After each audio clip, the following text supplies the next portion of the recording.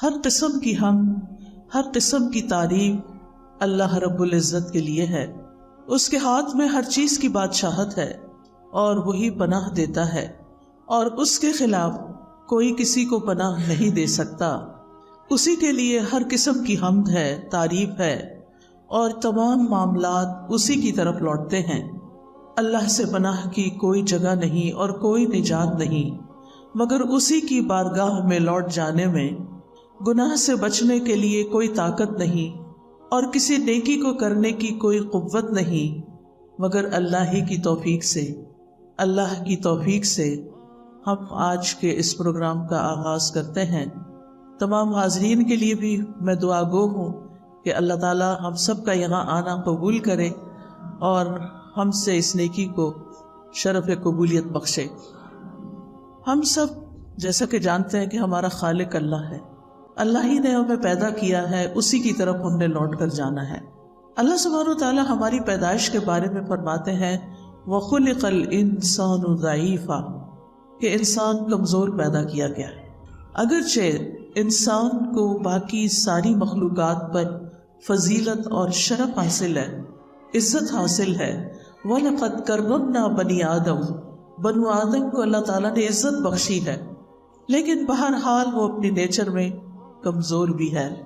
جب اس کو کوئی تکلیف آتی ہے تو وہ جزا فضا کرتا ہے، جب خوشی ملتی ہے تو بعض اوقات آپے سے باہر ہو جاتا ہے۔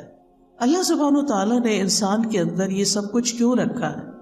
اس لیے کہ اگر اللہ تعالیٰ انسان کو شیر جیسی طاقت دے دیتا اور ہاتھی جیسا جسم دے دیتا اور اسی طرح پرندوں جیسی اڑان بھی دے دیتا تو پھر انسان آپے سے باہر ہو جاتا، اپنے رب کے آگے نہ جھکتا۔ اللہ سبحانہ وتعالیٰ نے انسان کو اپنی عبادت کے لیے پیدا کیا، اپنی اطاعت کے لیے، اپنی پہچان کے لیے۔ وَمَا خَلَقْتُ الْجِنَّ وَالْإِنسَ إِلَّا لِيَعْبُدُونَ، کہ میں نے جن و انس کو اپنی عبادت کے لیے پیدا کیا، اور علماء اس کا معنی یہ بھی کرتے ہیں کہ لِيَعْرِفُونِ، کہ تاکہ یہ مجھے پہچانے۔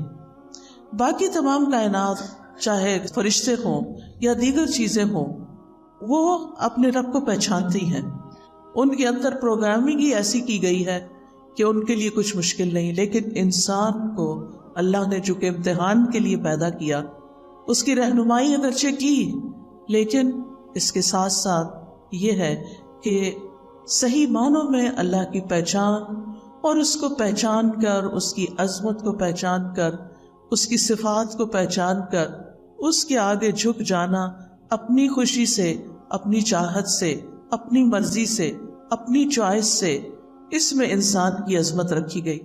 یعنی انسان کی عظمت اس میں نہیں کہ وہ خدا بن بیٹھے، انسان کی عظمت اس میں ہے کہ وہ بندہ بن کر جیے۔ انسان اگرچہ عقل رکھتا ہے اور عقل کی طاقت باقی تمام طاقتوں سے بڑی طاقت ہے، لیکن اس کے ساتھ ساتھ انسان جذبات بھی رکھتا ہے۔ انسان کے اندر خوشی کے، غم کے جذبات بھی ہیں۔ انسان کو اللہ سبحانہ وتعالیٰ نے صرف ہڈیوں اور گوشت پوست کا مجموعہ نہیں بنایا، اس کے اندر روح رکھی، اس کا نفس ہے، اس کا دل ہے، اس کے جذبات ہیں، اس کے خیالات ہیں، اس کی پسند و ناپسند ہے، اس کا اختیار ہے۔ بہت سی کوالٹیز کے ساتھ انسان کو پیدا کیا، لیکن اس کے ساتھ ہی اللہ تعالیٰ نے انسان کو اپنا بندہ بننے کے لیے، اپنی عبادت کے لیے مخصوص کیا کہ یہ اپنی خوشی کے ساتھ میری طرف رجوع کرے۔ چونکہ انسان کمزور ہے، لہٰذا وہ ہمیشہ اپنے سے بڑی کسی ہستی کا محتاج بھی ہے، جس کا ذکر اللہ تعالیٰ قرآن مجید کی سورۃ فاطر میں کرتے ہیں۔ یا ایھا الناس انتم الفقراء الی اللہ، اے لوگو تم سب اللہ کے محتاج ہو۔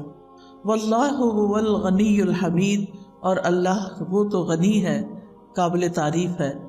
ان یشاء یذھبکم، اگر وہ چاہے تم سب کو لے جائے، ویأت بخلق جدید، اور نئی مخلوق پیدا کر دے۔ وما ذلک علی اللہ بعزیز، اور یہ چیز اللہ پر کچھ بھی مشکل نہیں ہے۔ لیکن وہ ہماری کمزوریوں، ہماری کوتاہیوں، ہماری غلطیوں، ہمارے گناہوں، ہمارے جرائم، ہماری ہر چیز کے ساتھ ہمیں زندگی کی مہلت دیتا ہے، توبہ کی توفیق دیتا ہے، اپنی طرف آنے کے مواقع فراہم کرتا ہے۔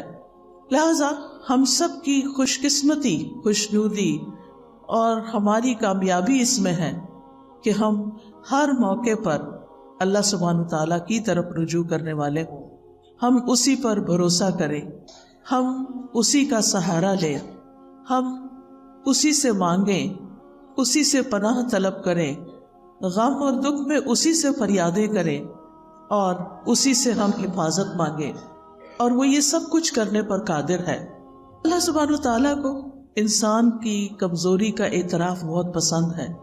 جب انسان اللہ سبحانہ وتعالیٰ کی بارگاہ میں ہاتھ اٹھاتا ہے، جب اللہ سبحانہ وتعالیٰ کی بارگاہ میں سجدے میں سر رکھ دیتا ہے، تو جب انسان کا سر زمین پر ہوتا ہے وہ سب سے زیادہ اللہ کے قرب کا وقت ہوتا ہے، اللہ سبحانہ وتعالیٰ کے قریب ہونے کا، اللہ سبحانہ وتعالیٰ کے محبوب ہونے کا۔ اور جب انسان ہاتھ اٹھا لیتا ہے تو اللہ سبحانہ وتعالیٰ ان کو خالی نہیں لوٹاتا، وہ اس بات سے شرماتا ہے کہ کسی کا ہاتھ اٹھا ہوا خالی لوٹا دوں۔ لہذا انسان کو اپنی تمام ضروریات میں، اپنی تمام مشکلات میں، اپنی تمام حاجات میں، اپنی ہر طرح کی پریشانیوں میں اللہ سبحانہ وتعالیٰ کی طرف ہی رجوع کرنا چاہیے، اور اسی کا نام توکل ہے۔ جب انسان اپنی ضروریات میں اللہ کا سہارا لیتا ہے تو اللہ سبحانہ وتعالیٰ کا سہارا لینا توکل کہلاتا ہے، اور اسی کی ہم سب کو ضرورت ہے کہ جب ہمیں کچھ مشکل ہو تو ہم کہیں حسبنا اللہ ونعم الوکیل، ہمیں اللہ کافی ہے اور وہی بہترین کارساز ہے، وہی سارے کام بنانے والا ہے۔ اور جتنا جتنا ہمیں اللہ تعالیٰ کی ذات پر زیادہ یقین ہوگا اور جتنا ہم اللہ سبحانہ وتعالیٰ کو زیادہ پہچانتے ہوں اتنا ہی اس کی طرف رجوع بھی زیادہ ہوگا۔ اس کی طاقت میں ہے، اس کے اختیار میں ہے، اس کی قدرت میں ہے کہ وہ ہم سے ہر اس پریشانی، ہر اس خطرے کو دور کر دے جس سے ہم ڈرتے ہیں، اور پھر اسی کے آگے ہاتھ پھیلائیں، اور وہ انسان کے لیے کافی ہے۔ جب ہم کہتے ہیں حسبنا، ہمیں کافی ہے، یعنی اللہ کی مدد کافی ہے، اور اگر اللہ ہمارے ساتھ ہے، اللہ ہماری مدد کرنے والا ہے، تو پھر ہم تنہا نہیں ہیں۔ قرآن مجید میں اللہ تعالیٰ فرماتے ہیں وَلِلَّهِ مُلْكُ السَّمَاوَاتِ وَالْأَرْضِ وَاللَّهُ عَلَى كُلِّ شَيْءٍ قَدِيرٌ، آسمانوں اور زمین کا مالک اللہ ہی ہے اور وہ ہر چیز پر پوری قدرت رکھتا ہے۔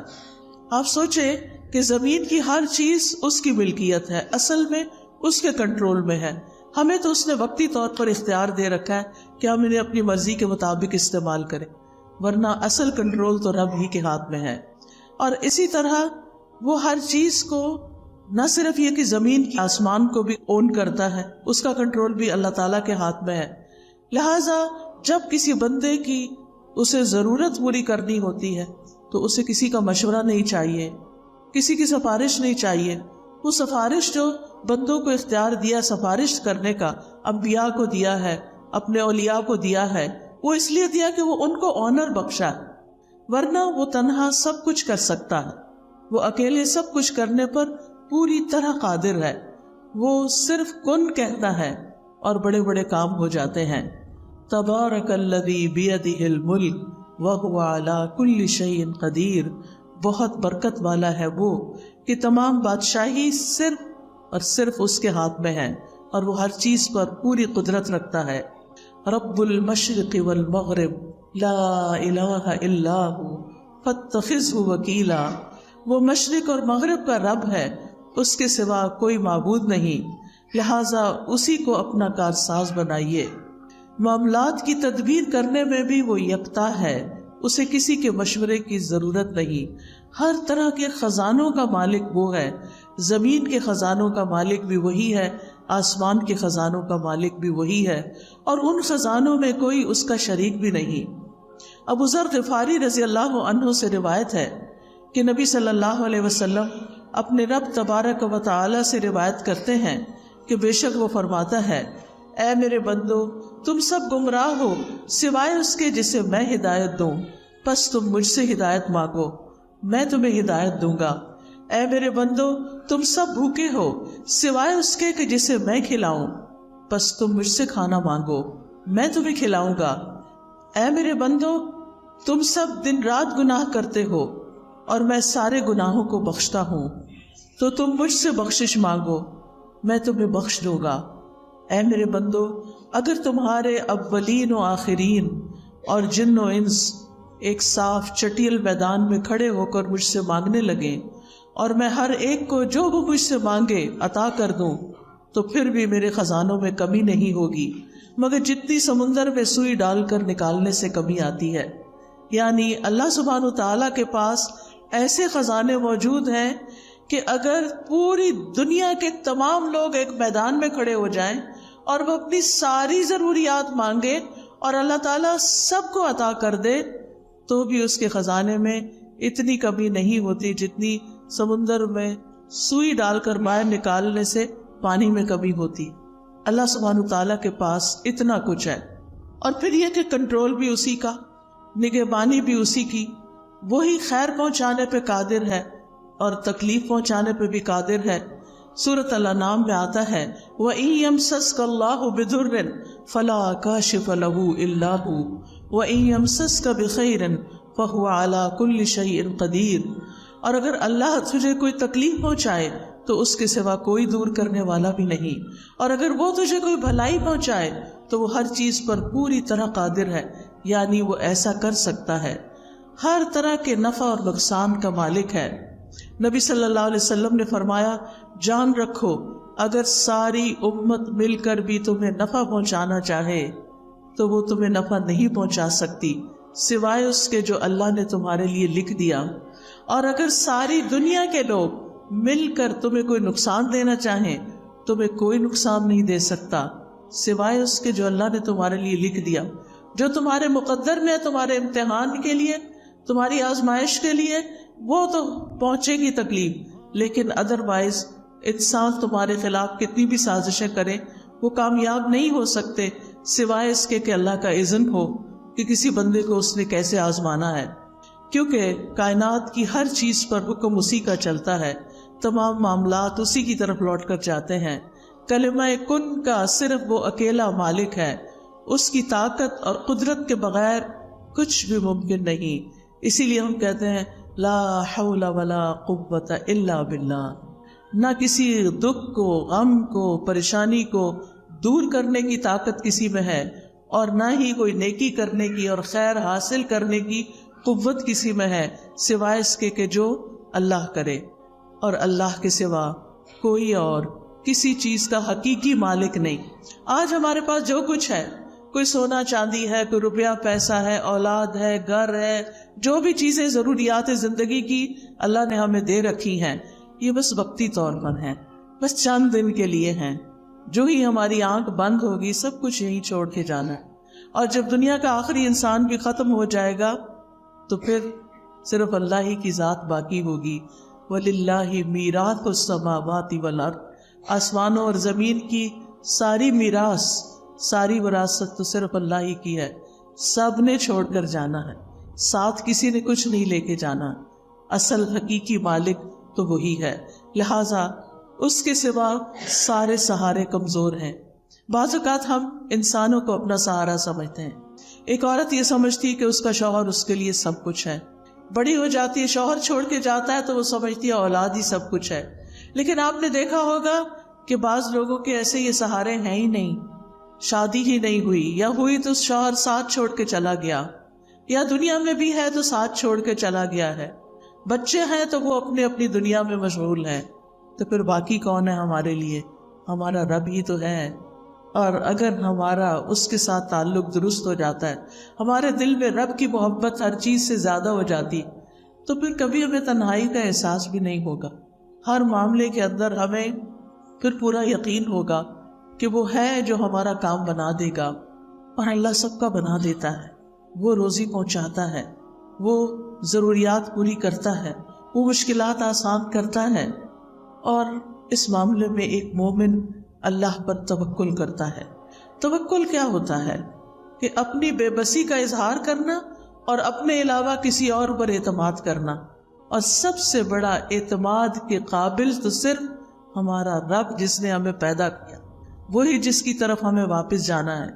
یعنی دنیا اور آخرت کے جتنے بھی فائدے ہیں، یا جتنے بھی نقصانات ہیں، ان سب کے معاملے میں صرف اور صرف اللہ رب العزت کی ذات پر بھروسہ کرنا، اور یہ ایمان رکھنا کہ اللہ کے سوا کوئی نہیں دے سکتا، نہ کوئی روک سکتا ہے، نہ کوئی نقصان دے سکتا ہے، اور نہ کوئی فائدہ پہنچا سکتا ہے۔ حتیٰ کہ ہمارے ماں باپ بھی، ہمارے بہن بھائی بھی، ہمارے عزیز قریب بھی اسی وقت ہمیں کچھ فائدہ پہنچا سکتے ہیں جب اللہ ان کے دل میں ڈالتا ہے۔ اصل قوت اللہ ہی کی ہوتی۔ آپ نے کبھی تجربہ کیا ہوگا کہ کچھ وقت ایسا ہوتا ہے کہ ہمارے پیارے ہمارے بڑے قریب ہوتے ہیں، اور کبھی کبھی وہی نگاہیں پھیر لیتے ہیں۔ رات ہی کوئی خاتون مجھ سے ذکر کر رہی تھی کہ ان کی بیٹی نے 10 سال شادی نہیں کی، کہ میں نے کسی خاص اسی بندے سے شادی کرنی ہے جس کو وہ پسند کرتی تھی۔ کہتی 10 سال اس نے سٹینڈ لیا، باپ مانتا ہی نہیں تھا، خاندان مانتا نہیں تھا، لیکن اس لڑکی نے کہا اگر نہیں شادی کریں گے تو شادی نہیں کروں۔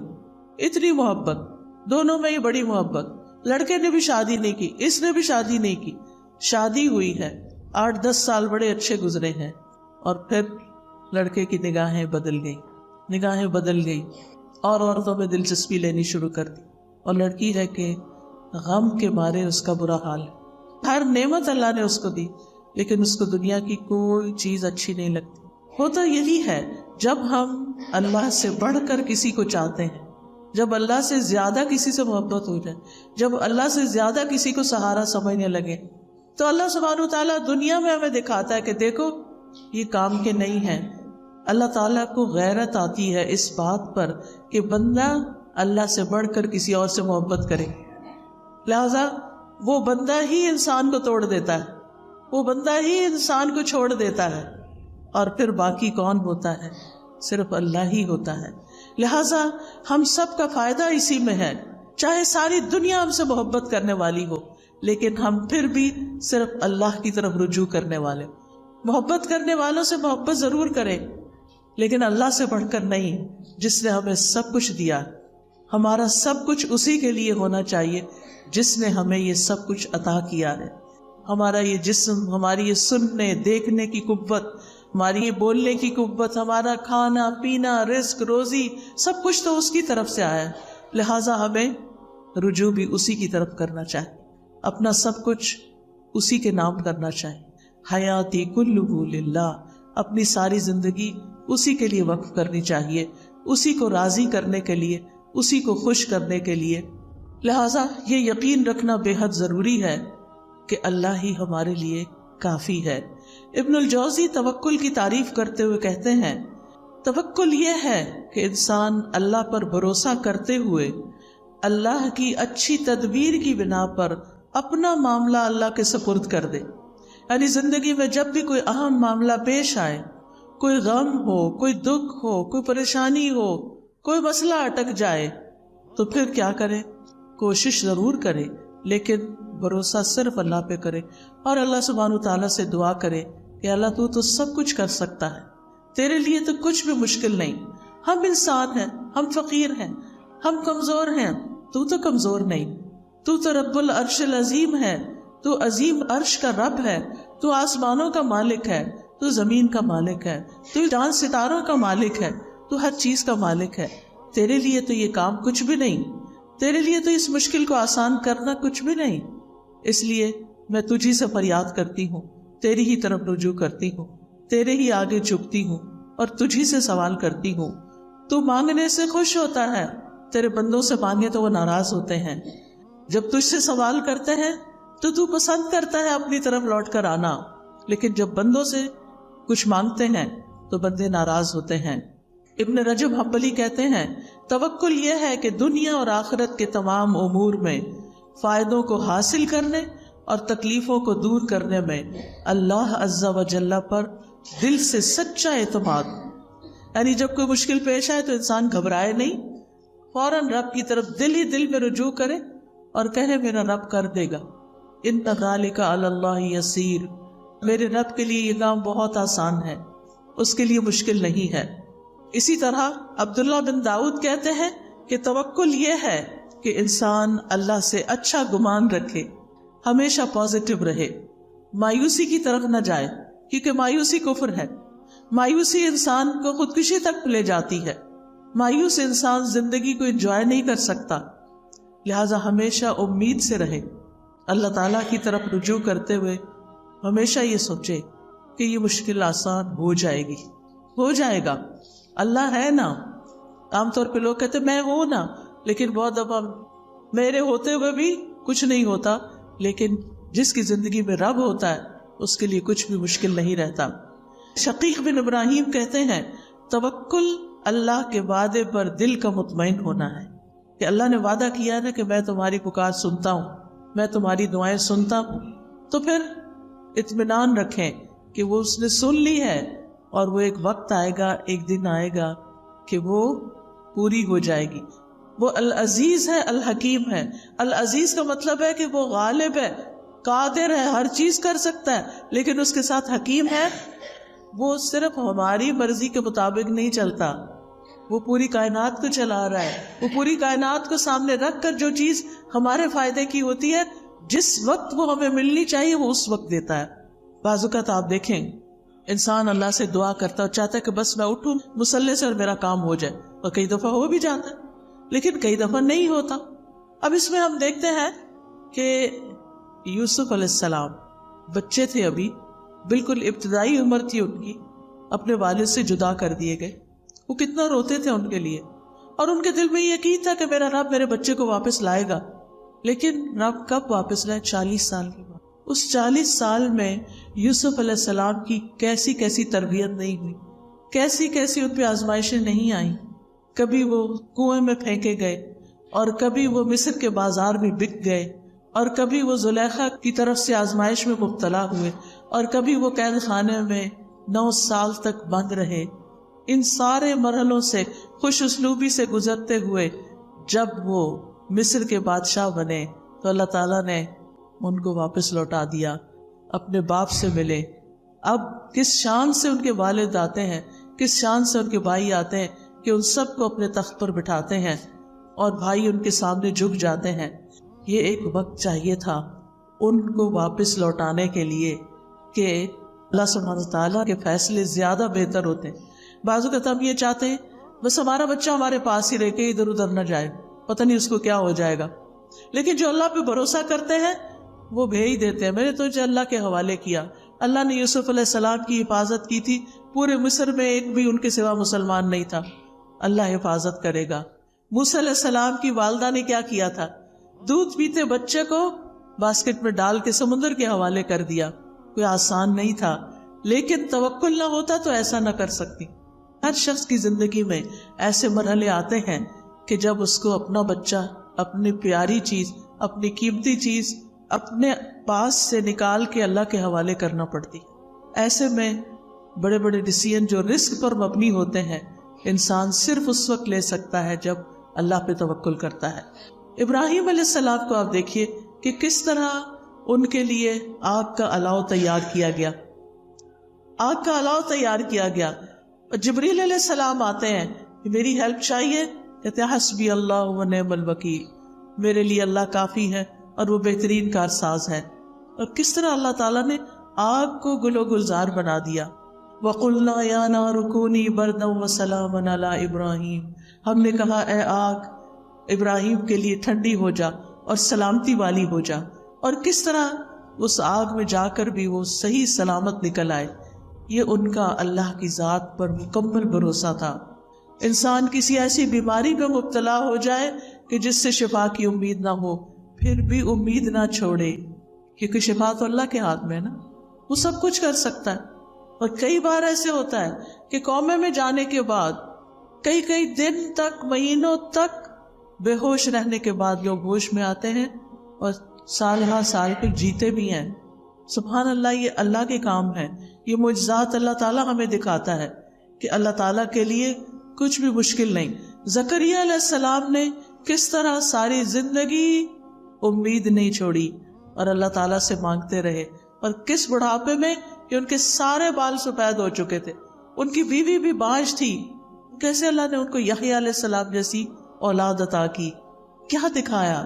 اللہ سب کچھ کر سکتا ہے، اللہ بوڑھی عورت کو بھی اولاد دے سکتا ہے، اللہ تعالیٰ کے لیے کچھ بھی مشکل نہیں، رب کے لیے کچھ بھی مشکل نہیں۔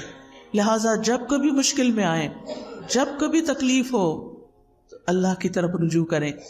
اللہ تعالیٰ کی کفایت جو ہے وہ عام بھی ہے اور خاص بھی ہے۔ عام کفایت یہ ہے کہ عام لوگوں کو زندگی کے معاملات میں، دین دنیا کے معاملات میں جو پریشانیاں ہوتی ہیں ان میں اللہ تعالیٰ ان کے لیے کافی ہو جاتا ہے، ان کو فائدہ بھی پہنچاتا ہے اور ان سے نقصان بھی دور کرتا ہے۔ لیکن خاص کفایت ایسی ہے کہ جس میں اللہ تعالیٰ اپنے متقی اور متوکل بندوں کی ایسی کفایت کرتا ہے جس سے اللہ تعالیٰ ان کے مشکل ترین معاملات کو بھی آسان کر دیتا ہے۔ جیسے نبی صلی اللہ علیہ وسلم کے لیے اللہ تعالیٰ نے فرمایا یا ایھا النبی حسبک اللہ ومن اتبعک من المؤمنین، اے نبی آپ کے لیے اور ان مومنوں کے لیے جو آپ کے حکم پہ چلتے ہیں اللہ ہی کافی ہے۔ وہ اس دور کے مومنوں کے لیے بھی ہے، وہ آج کے مومنوں کے لیے بھی ہے، اور یہ خاص کفایت ہے۔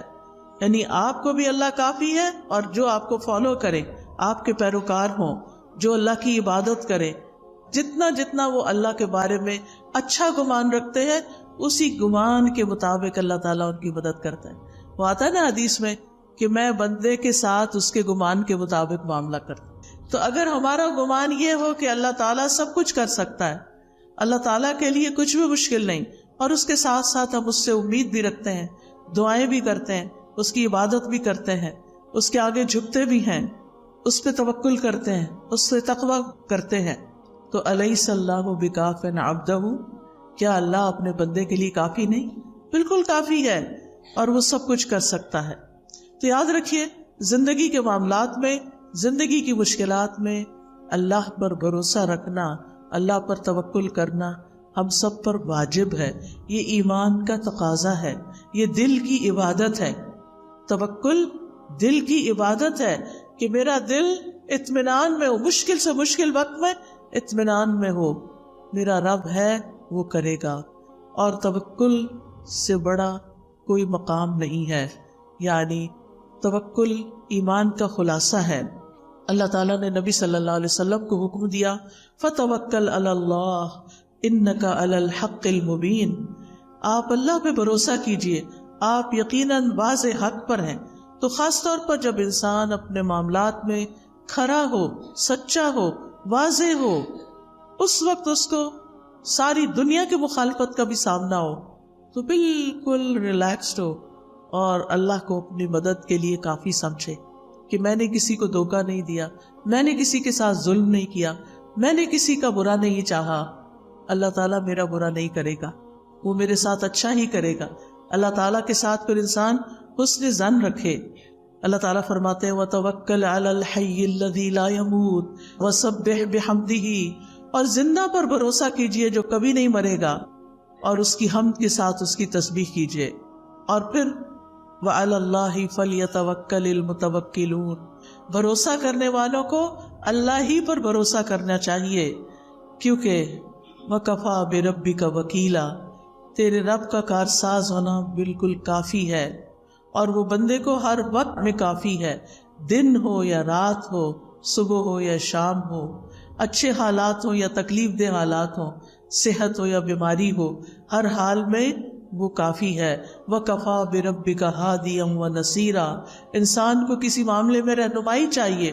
بعض ڈیسیژن مشکل ہوتے ہیں، کبھی انسان کسی سے مشورہ کرتا ہے، کسی سے کرتا ہے، کرنے چاہیے مشورے، لیکن اس کے بعد اپنے رب پہ بھروسہ کر کے، توکل کر کے فیصلہ کر لینا چاہیے، کیونکہ اگر توکل کی کمی ہو تو انسان کے اندر کمزوری ہوتی ہے اور وہ زندگی میں آگے نہیں بڑھ سکتا، خود بھی پریشان رہتا ہے اور دوسروں کو بھی پریشان رکھتا ہے۔ اور یاد رکھیے یہ توکل ایمان کی علامت ہے۔ وَعَلَى اللَّهِ فَلْيَتَوَكَّلِ الْمُؤْمِنُونَ، توکل بڑھتا کیسے ہے؟ جب انسان اللہ تعالیٰ کو پکارتا ہے، اس سے دعا کرتا ہے، اس کا ذکر کیا جاتا ہے تو اس ذکر کو توجہ سے سنتا ہے، اس کی یاد پر اس کا دل کانپ اٹھتا ہے، وہ قرآن کی آیات پڑھتا اور سنتا ہے۔ لہٰذا ہر حال میں اللہ سبحانہ وتعالیٰ پر بھروسہ۔ ہم انبیاء کی زندگی کو دیکھتے ہیں، ہود علیہ السلام نے اللہ پر توکل کیا، سورۃ ہود میں آتا ہے انی توکلت علی اللہ ربی و ربکم، میں نے اپنے رب پر بھروسہ کیا جو میرا بھی رب ہے اور تمہارا بھی رب ہے۔ نوح علیہ السلام نے اللہ پر توکل کیا، وہ کہتے ہیں کہ فعلی اللہ توکلت میں نے اللہ پہ بھروسہ کیا ہے، تم جو میری کوئی بات نہیں مانتے اور میری نصیحت کو تم اپنے لیے بڑا بوجھل سمجھتے ہو اور میری مخالفت کرتے ہو، تو میں اس معاملے میں صرف اللہ پہ بھروسہ کر کے اپنا کام جاری رکھے ہوئے ہوں۔ ابراہیم علیہ السلام نے تو آپ نے ابھی سنا کہ کس طرح ان کو آگ میں ڈالا گیا تو اللہ ہی پر بھروسہ کیا۔ موسیٰ علیہ السلام نے بھی اللہ پہ بھروسہ کیا، جب بنی اسرائیل کو لے کر چلے تو سامنے سمندر تھا، پیچھے فوجیں تھی، بنی اسرائیل گھبرا اٹھے تو انہوں نے کیا کہا؟ کلا ان معی ربی سیہدین، ہرگز نہیں، میرے ساتھ تو میرا رب ہے، وہ ضرور میری مدد کرے گا۔ نبی صلی اللہ علیہ وسلم نے غار ثور میں اللہ ہی پر بھروسہ کیا، جب حضرت ابوبکر گھبرا اٹھے کہ دشمن بالکل سامنے آ چکا ہے، اب ہم کیسے بچیں گے، تو آپ نے فرمایا کہ لا تحزن ان اللہ معنا، غم نہ کرو، اللہ ہمارے ساتھ ہے، ہم اللہ کے راستے میں نکلے ہیں، تو کیا وہ ہماری مدد نہیں کرے گا؟ فانزل اللہ سکینتہ علیہ، اس بات کے بعد اللہ نے ان کے اوپر سکینت اتار دی، وَأَيَّدَهُ بِجُنُودٍ لَمْ تَرَوْهَا، اور ان کی مدد ایسے لشکروں کے ساتھ کی جو تم نے دیکھے ہی نہیں، وَجَعَلَ كَلِمَةَ الَّذِينَ كَفَرُوا السُّفْلَىٰ، اور کافروں کی بات کو اللہ نے نیچا کر دیا، وَكَلِمَةُ اللَّهِ هِيَ الْعُلْيَا، اور اللہ ہی کی بات سب سے اونچی بات ہے، وَاللَّهُ عَزِيزٌ حَكِيمٌ، اور اللہ غالب ہے مگر حکمت والا ہے، وہ اپنے سارے فیصلے حکمت کی بنیاد پہ کرتا ہے۔ پھر اسی طرح آپ دیکھیں کہ چھوٹے کام ہوں یا بڑے کام، مثلاً آپ مہمان آ رہے ہیں گھر میں، کھانا بنانا ہے، بہت سا کام ہے، بہت سا، بعض اوقات ہم پھر بہت پینک ہو جاتے ہیں، پھر چڑچڑے ہو جاتے ہیں، پھر ڈانٹ ڈپٹ بھی کرنے لگتے ہیں، کبھی نوکروں پہ، کبھی بچوں پہ، کبھی شوہر پہ، کبھی جو سامنے آ جائے۔ کیا ہے؟ کام بہت ہے، کام ہے، لیکن کام ڈاؤن ہو کر بھی یہ کام ہو سکتا ہے اور شور مچا کے بھی یہ کام ہو سکتا ہے۔ اب یہ تو ہماری چوائس ہے نا کہ ہم کیا کرتے ہیں۔ اگر ہمارا اپنے رب پہ توکل ہے اور پھر ہم سمجھتے ہیں کہ میں تو کام کروں گی، اپنا کرواؤں گی بھی، لیکن توکل میرا رب پر ہے، ٹھیک اس کام کو وہی کرے گا اور رب کرتا ہے، تو آپ دیکھیں گے کہ آپ بالکل ریلیکس ہو جائیں گے، اسی کام کو آپ انجوائے کرنے لگیں گے۔ پھر اسی طرح بعض اوقات انسان کو لوگوں کا ڈر ہوتا ہے کہ پتہ نہیں کون میرے خلاف کیا کر دے، کوئی کچھ نہیں کر سکتا۔ جب لوگوں کا خوف ہو تو بھی توکل کریں، اللہ ہی پر بھروسہ کریں۔ اگر لوگ منہ موڑ جائیں، بعض اوقات لوگ کہتے ہیں ہم آپ کے لیے یہ کر دیں گے، وہ کر دیں گے، اور پھر جب اینڈ ٹائم آتا ہے کام کا، وہ کہیں غائب ہو جاتے ہیں۔ ایسے میں بھی صرف اللہ پر بھروسہ کریں۔ پھر اگر کوئی چیز آپ کو غم زدہ کرتی ہے، کوئی چیز آپ کو ہرٹ کرتی ہے، کوئی دکھ دیتی ہے، تو آپ کہیں کہ میں نے اپنا معاملہ اللہ کے سپرد کیا، میرا بھروسہ اللہ پہ ہے، اللہ مجھے کافی ہے، یہ لوگ مجھے تکلیف دے رہے ہیں، ستا رہے ہیں، ان کے مقابلے میں اللہ مجھے کافی ہے۔ پھر اسی طرح جان کا بھی خوف ہو تب بھی اللہ کو کافی سمجھے۔ جب کوئی نقصان دینے کا ارادہ کرے، کوئی دھمکی دے، بعض اوقات انسان کو ایسے لوگوں سے واسطہ پیش آ جاتا ہے کہ جو آپ کی خواہ مخواہ میں جان کے دشمن بن جاتے ہیں، ایسے میں بھی اللہ پر بھروسہ کریں، اللہ کو کافی سمجھیں۔ اور یہ آیت تو اتنی خوبصورت ہے، جب کووڈ شروع ہوا تھا اور سب لوگ بہت زیادہ خوف زدہ ہو گئے تھے، تو میں نے اس آیت پر ایک لیکچر دیا تھا، قُلْ لَن يُصِيبَنَا إِلَّا مَا كَتَبَ اللَّهُ لَنَا هُوَ مَوْلَانَا وَعَلَى اللَّهِ فَلْيَتَوَكَّلِ الْمُؤْمِنُونَ، ان سے کہو ہمیں اگر کوئی مصیبت آئے گی تو صرف وہی آئے گی جو اللہ نے ہمارے مقدر میں لکھی ہے، ورنہ کوئی مصیبت نہیں آنے والی۔ ضروری نہیں کہ کووڈ ساری دنیا میں پھیلا ہوا ہے تو ہمیں بھی ہٹ کرے، نہیں، اگر اللہ نہیں چاہے گا تو بچ جائیں گے۔ اگر موت لکھی ہے تو بچ نہیں سکتے، وہ تو کسی وقت بھی آنی۔ وہ کووڈ نہ بھی آتا تو جو جانے کا وقت ہے اس پہ تو جانا ہی پڑے گا، وہی ہمارا سرپرست ہے، اور مومنوں کو اللہ ہی پر بھروسہ کرنا چاہیے۔ اسی طرح جب زیادہ دشمنوں کا خوف ہو اور لوگ آپ کے خلاف چالیں چل رہے ہوں، بعض اوقات ایسا ہوتا ہے نا کہ آفیسز میں آپ کے ہسبینڈ بہت ایماندار ہیں، اللہ پہ بھروسہ کرنے والے ہیں، کام بہت اچھا کرتے ہیں، لیکن کچھ لوگ بڑوں کے کان بھر کے ان کو نقصان دینے کی کوشش کرتے، اس وقت انسان بہت پریشان ہوتا ہے کہ اب کیا کروں۔ اس وقت بھی اپنی فریاد اللہ سے کرے اور اللہ پہ بھروسہ کرے، اللہ تعالیٰ کسی محسن کا اجر ضائع نہیں کرتا۔ اگر اللہ نے وہاں ترقی دینی ہوئی تو وہ بھی دے گا، اور اگر نہیں دینی، کسی اور جگہ پہ لے جانا ہے، شاید اسی میں ہمارے لیے خیر ہو۔ اللہ سبحانہ وتعالیٰ بندے کو جس حال میں رکھتا ہے، بندے کے لیے اسی میں خیر ہوتی ہے، اور یہی تقدیر پر ایمان لانا ہوتا ہے۔ کچھ چیزیں ہماری مرضی کے خلاف ہوتی ہیں لیکن ہمیں وہ ایکسپٹ کرنی پڑتی، وہ کڑوی ہوتی ہیں لیکن وہ نگلنی پڑتی ہیں کیونکہ انہی میں شفا ہوتی ہے. تو اس لیے کبھی بھی اللہ تعالیٰ سے ناراض نہیں ہونا چاہیے، اور جب مدد چاہیے تو اللہ ہی سے مدد مانگے. جب کوئی اذیت دے تو اللہ کو کافی سمجھیں. اگر لوگ الزام لگائیں تو بھی اللہ کو کافی سمجھیں. نبی صلی اللہ علیہ وسلم نے فرمایا، ایک کہانی ہے یہ، ایک بچہ اپنی ماں کا دودھ پی رہا تھا تو ایک آدمی ایک عمدہ سواری پر بہترین لباس پہنے ہوئے وہاں سے گزرا. تو اس بچے کی ماں نے کہا، اے اللہ میرے بیٹے کو اس جیسا بنا دے. وہ اچھا لگا تو کہا، ہر ماں کی خواہش ہوتی ہے کہ میرا بچہ بھی کامیاب انسان کی طرح ہو.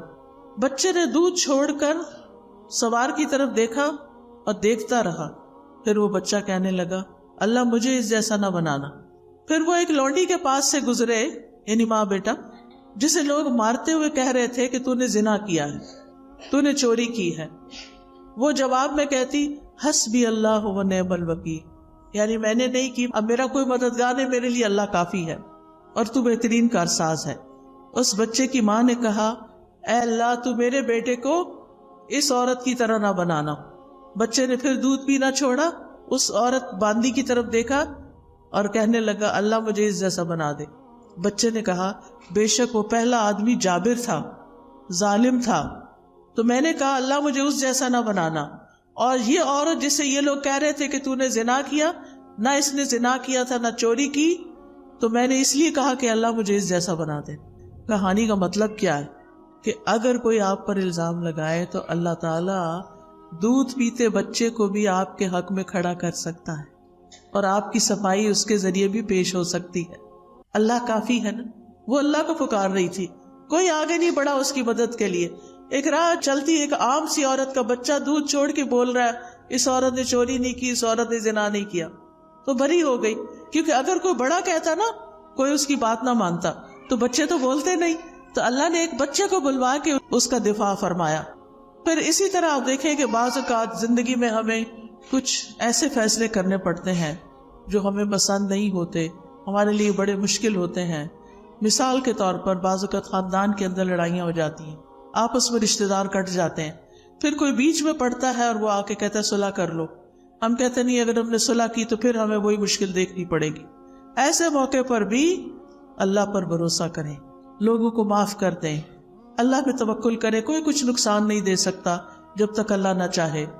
اگر کسی چیز سے بدشگونی ہو، بدشگونی کا کیا ہے، جیسے لوگ کہتے کالی بلی گزر گئی، یا یہ پرندہ اڑ کے الٹی طرف چلا گیا ہے، یعنی مختلف چیزوں سے شگون لیتے ہیں.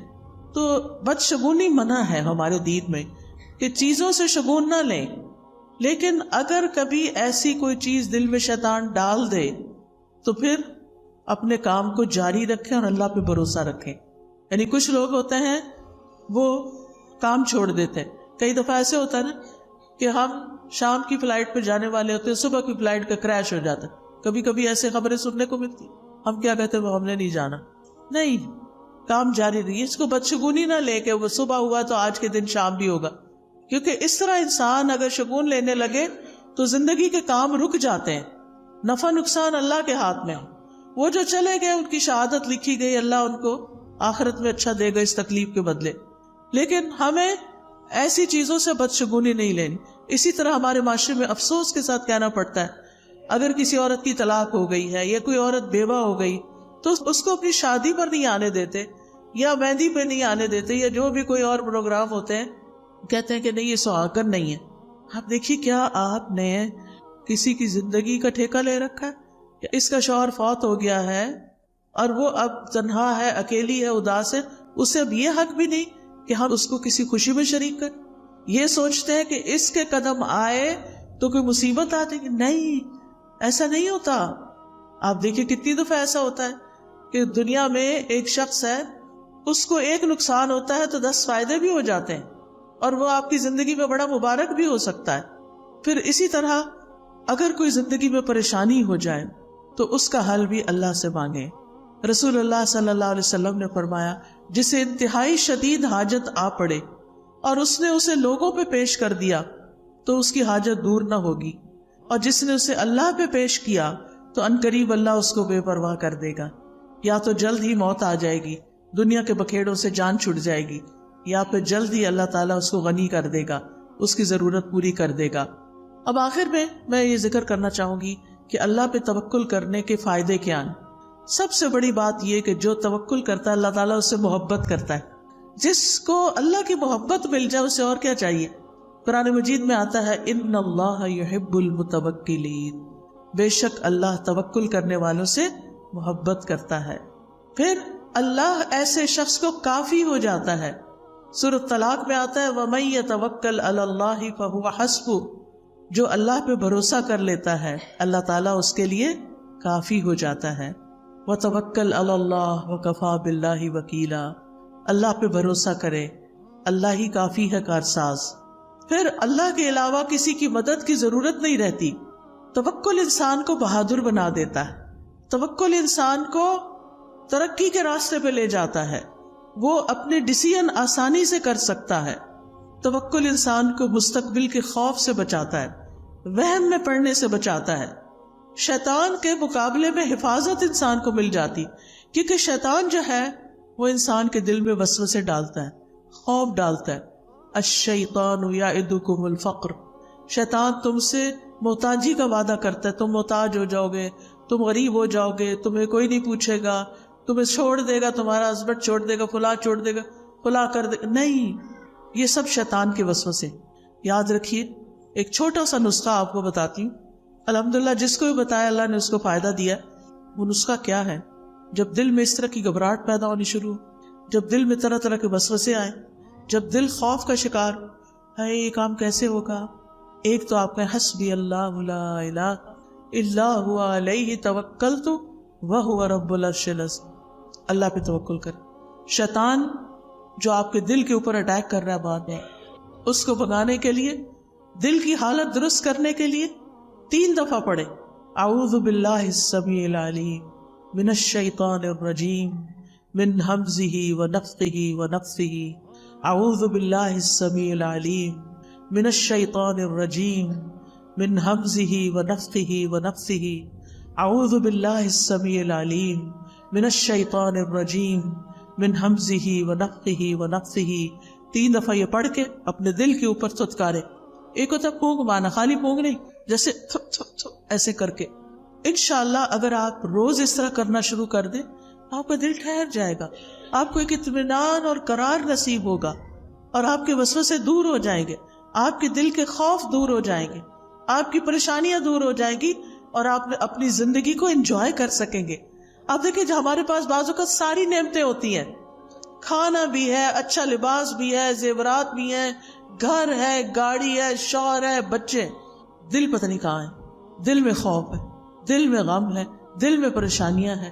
ان کو نکالنا بڑا ضروری ہے، اس کی صفائی بڑی ضروری ہے، اور یہ صفائی ہوتی ہے شیطان کو باہر پھینکنے سے، اور شیطان ڈرتا ہے اس کلام سے جو میں نے آپ کو پڑھ کے سنا ہے۔ آپ یہ کرنا تو شروع کریں، آپ زندگی کو انجوائے کرنے لگیں گے۔ آج کا ہمارا سفر کافی زیادہ تھا، ہم صبح سویرے جب نکلے ہیں، پہلے کھوٹکی آئے، وہاں لیکچر کیا، پھر وہاں سے سکھر آئے، نیا شہر تھا، یہ بھی نہیں پتا ہوتا نا کتنی دیر میں آ جائے گا، تو وہ ہوتا ہے اچھا ابھی آ رہا ہے، ابھی آ رہا ہے، ابھی آ رہا ہے، ابھی، پھر وہ گاڑی کہیں اور مڑ جاتی، پھر لیکن میں اندر سے بہت ہی خوش تھی، کہتی تھی کہ اللہ کی خاطر ہے نا یہ سفر، اللہ کی خاطر ہے نا، میرا کوئی رشتہ نہیں آپ سے، لیکن مجھے اللہ کی خاطر آپ سے محبت ہے کہ ہم یہاں اللہ کی خاطر جمع ہوئے ہیں، اور اللہ تعالیٰ ان کو جزا دے جنہوں نے اس کا انتظام کیا ہے۔ اور یہ چیز انسان کو کتنا خوش کر دیتی کہ میں آج ان لوگوں سے ملوں گی جن کو میں نے زندگی میں کبھی نہیں دیکھا، میں آج ان لوگوں کو کچھ خیر کی باتیں بتاؤں گی جن کو میں نے زندگی میں کچھ نہیں دیا۔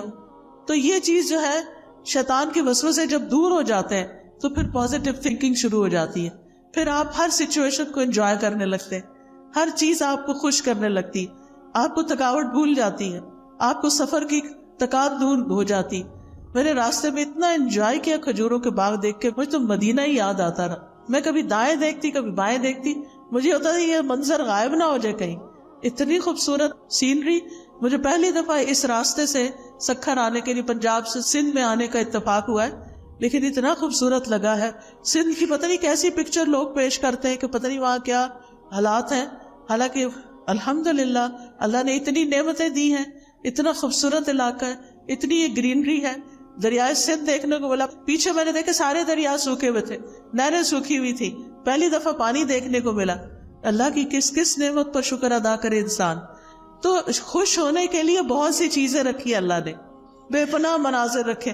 آسمان دیکھیں, زمین دیکھیں, درخت دیکھیں, پھل دیکھیں, ریڑیاں بھری پڑی ہیں فریش فروٹ سے.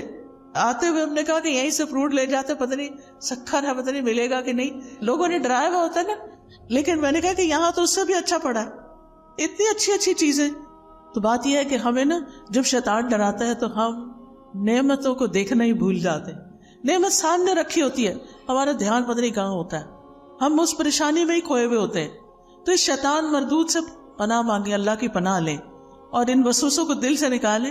لائف کو انجوائے کریں, لائٹ فیل کیا کریں, ہر سچویشن سے فائدہ اٹھایا کریں. اگر کوئی تکلیف ہو گئی ہے تو صبر کر کے اجر کمائیں, اور اگر کوئی نعمت نظر آ رہی ہے تو شکر کر کے اجر کمائیں. اور مومن کے لیے ہر وقت اجر کمانے کے مواقع ہیں, ہر وقت, الا یہ کہ وہ اپنے آپ کو خود ہی اذیت میں مبتلا رکھے اور صرف پریشانی کی بات سوچتا رہے. اللہ سبحانہ وتعالیٰ ہمیں بچے دیتا, اگر ایک بچہ نہ ہماری بات مانے تو 5 بچوں کی فرما برداری ہمیں سمجھ ہی نہیں آتی. اگر 5 سیٹلڈ ہیں, اپنے گھروں والے ہیں, لیکن چھٹا جو ہے نا پڑھ نہیں رہا, تو بس سارا وقت اسی کی کڑن کڑن کڑن. نہیں, اس سے باہر نکلے, اس کا ایک وقت ہی بھی ٹھیک ہو جائے گا. دعائیں زیادہ کریں اس گھٹنے اور جلنے کی بجائے. اور یہ کہ بچے بات نہیں مان, دیکھیں ہم اپنا بچپن یاد کریں, ہم بڑے فرما بردار تھے, ہم نے بھی تو ماں باپ کو ستایا ہوگا نا. تو یہ مکافات کی دنیا ہے, دنیا میں پھر اللہ تعالیٰ دکھاتا بھی ہے, اور اس میں صرف صبر کی ضرورت ہے. وقت آنے پہ یہ ٹھیک ہو جائیں گے. ان معصوموں سے اچھی امیدیں رکھیں, ان کے سامنے خیر کی بات کریں, کبھی منفی بات نہ کریں, کبھی نیگیٹو بات نہ کریں, اچھا کردار پیش کریں کہ نہیں ٹھیک ہو جائے گا, اچھا ابھی نہیں, اچھا آ جائے گا. امتحان میں کم نمبر ہے, اچھا نیکسٹ ٹائم ہم اور ٹرائی کریں گے, کوئی بات نہیں. کچھ ماں باپ تو پیچھے پڑ جاتے ہیں, A+ اور A* اور پتہ نہیں کیا کیا بنا دیا گیا, یہ کیوں نہیں آیا تمہارا, تمہارے دوست کا کیوں آ گیا.